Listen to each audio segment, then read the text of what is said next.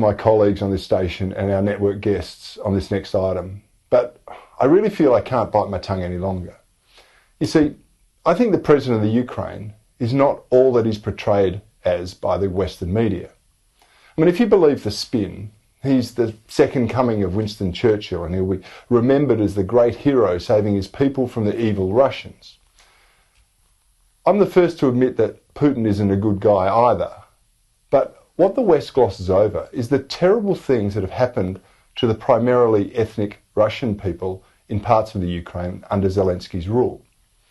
These people comprise the largest Russian community outside of Russia, and they make up about 17% of the Ukrainian population. And they live in primarily Russian regions and have effectively been in a civil war with the Ukrainian government since 2015. This was just after they were promised a vote on independence in 2014. That vote has never taken place. Zelensky promised to end the civil war. He clearly hasn't done so. Instead, he's facilitated the goading of the Russians by endorsing the right sector, whose leader publicly claimed he fed the bones of Russian children to his pet wolf. Now, apparently that was a joke, but it must have been lost on the Russians, and particularly those who felt they'd been mistreated by Ukrainian troops. Here's how Time magazine described one of them, the neo-Nazi Azov movement, just last year.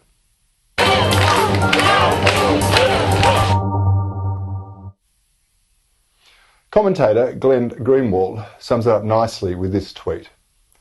No rational person thinks Ukrainian neo-Nazi militias justify this war, but it's dangerous madness to scoff at the impact of arming them as the West is doing. In the words of President Zelensky, they are what they are.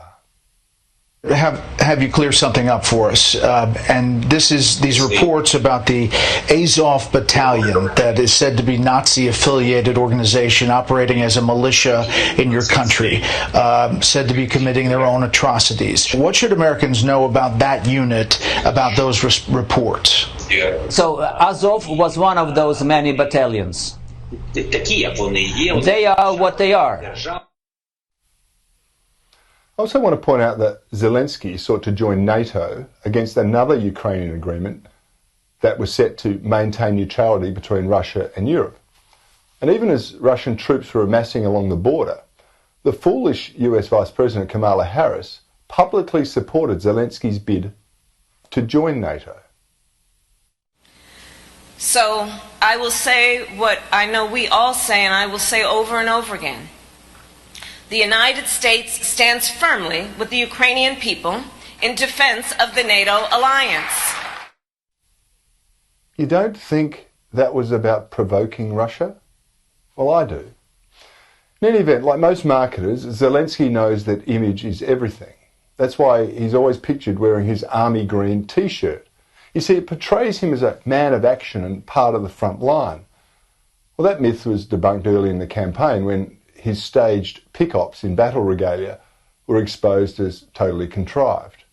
Since then, it's been the t-shirt of disrespect, which he's paraded in every single parliament around the world just about, begging for more money and arms, as one of the most corrupt countries in Europe.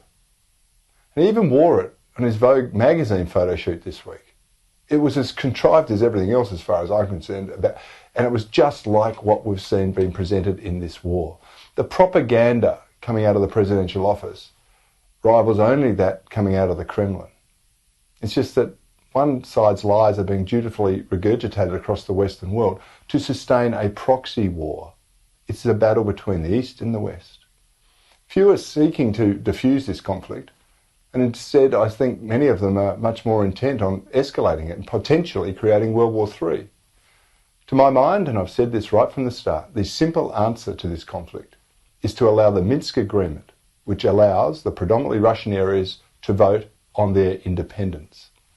Zelensky is opposed to that proposal, and instead he's banned the Russian language in the public service, he's banned a dozen opposition parties, and he's shut down non-state-run media. He's also busy entertaining attention-seeking politicians from all over the world, including our own Prime Minister, and Nancy Pelosi, of course, and his wife, well, she's busy visiting the White House while posing for Vogue. Something about all of this doesn't add up. There's an agenda at work in the Ukraine that is much greater than staving off the Russian invaders. We are wise to take everything we're told about this conflict with a huge dose of salt.